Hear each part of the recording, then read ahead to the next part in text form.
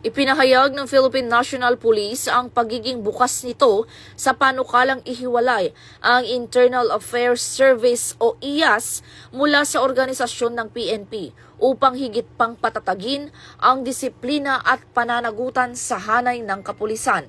Ayon kay PNP Acting Chief Police Lieutenant General Jose Melencio Sinartates Jr., welcome sa pamunuan ang anumang hakbang para palakasin ang IAS kahit patuluyan itong maging independent. Bilang tugon sa panukalang batas ni Senate President Panfilo Lacson, binigyang diin din ni Police Lieutenant General Nartates na prioridad ng PNP ang pagtanggal sa mga rogue personnel alinsunod sa direktiba ni Pangulong Marcos at DILG Secretary Junvic Remulla upang masigurong may pananagutan at transparency sa serbisyo.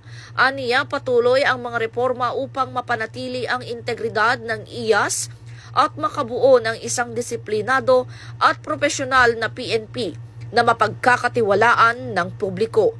Ito'y alinsunod sa bagong PNP para sa bagong Pilipinas. Serbisyong mabilis, tapat at nararamdaman.